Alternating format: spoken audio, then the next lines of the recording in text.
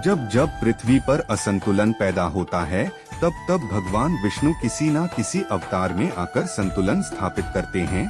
पृथ्वी पर जीवन का संचालन करने के लिए भगवान विष्णु समय समय पर अवतार लेते रहते हैं। आज हम उनके ऐसे ही एक अद्भुत अवतार के बारे में आपको बताएंगे।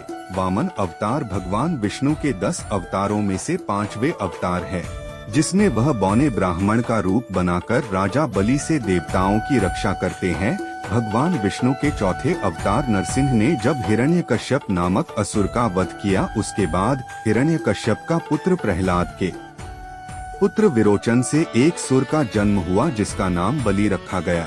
राजा बलि प्रहलाद के पौत्र थे और अत्यंत शक्तिशाली तथा महाप्रक्रामी राजा थे। अत्यंत बलशाली होने के साथ साथ वह भगवान विष्णु के अनन्य भक्त थे। अन्य सभी असुरों की तरह ही राजा बलि ने भी इंद्रदेव को परास्त करके स्वर्ग लोक पर अपना आधिपत्य स्थापित कर लिया। देवराज इंद्र राजा बलि को परास्त नहीं कर सकते थे, इसलिए उन्होंने भगवान विष्णु से सहायता मांगी और वह उनके पास जाकर बोले, हे नारायण, राजा बलि ने स्वर्ग पर अधिकार कर लिया है और अब वह अपने तरीके से स्वर्ग का उपभोग कर रहा है।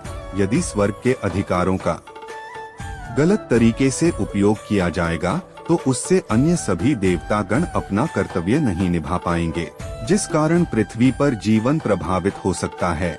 इसीलिए आपको राजा बलि हमारी सहायता करनी होगी। प्रभु भगवान विष्णु इंद्रदेव की इस बात से सहमत होते हैं और वह उन्हें आश्वासन देते हैं कि वह राजा बलि को अवश्य रोकेंगे। राजा बलि भले ही एक असुर था, लेकिन वह त्रिदेवों का सम्मान करता था। राजा बलि महादानी थे, क्योंकि कोई भी उनके दरबार से खाली हाथ लौटकर नहीं जाता था। राजा बलि को रोकने और उनके इसी दानवीरता की परीक्षा लेने के लिए भगवान विष्णु ने वामन अवतार लिया। वामन अवतार में भगवान विष्णु ने एक बौने ब्राह्मण का रूप धारण किया और राजा बलि के परिसर में आए।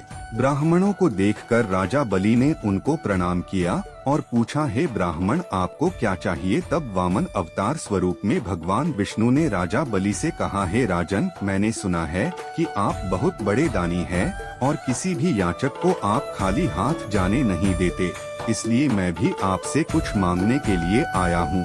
उसी समय असुरों के गुरु शुक्राचार्य भी वहीं पर उपस्थित थे। उन्हें अपनी शक्ति से ज्ञात हो जाता है कि बौने ब्राह्मण के रूप में स्वयं भगवान विष्णु राजा बलि को छलने आए हैं।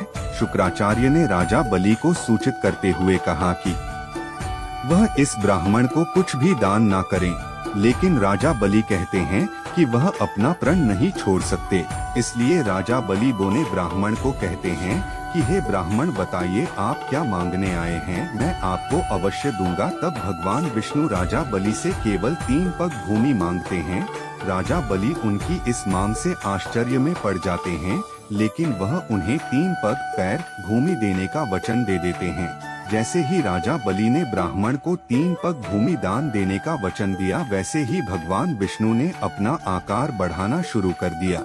भगवान विष्णु ने अपना आकार इतना बड़ा कर लिया कि उन्होंने अपने एक पग पैर में पूरी पृथ्वी तथा पाताल को नाप दिया। उसके बाद भगवान विष्णु ने अपने दूसरा पग पैर उठाया और उसमें सभी ग्रह नक्षत्र और पूरा ब्रह्मांड को माप दिया। भगवान विष्णु ने अपने 2 पग में ही पूरी सृष्टि को नाप लिया था, तो अब तीसरा पग रखने के लिए कोई भी स्थान शेष नहीं था। तब वह राजा बलि को कहते हैं, हे राजन, मैंने अपने 2 पग पैरों में ही पूरी सृष्टि को माप दिया है और वचन के मुताबिक आपने मुझे 3 पग रखने के भूमि प्रदान करने का वचन दिया है, तो अब बताइए कि मैं अपना तीसरा पग पैर कहाँ रखूं?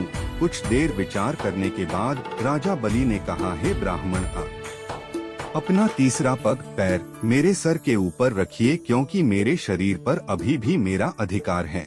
यह सुनकर भगवान विष्णु अपना तीसरा पग पैर राजा बलि के सर पर रख देते हैं। पैर रखते ही राजा बलि धरती के निचले भाग पाताल में पहुंच जाते हैं। इस तरह राजा बलि अपने वचन की पूर्ति करते हैं। राजा बलि की यह दानवीरता देखकर भगवान विष्णु अत्यंत प्रसन्न होते हैं और वह अपने वास्तविक दर्शन राजा बलि को देते हैं। इसी के साथ ही भगवान विष्णु राजा बलि को आशीर्वाद देते हैं कि वह लंबे समय तक पाताल लोक पर राज करेंगे।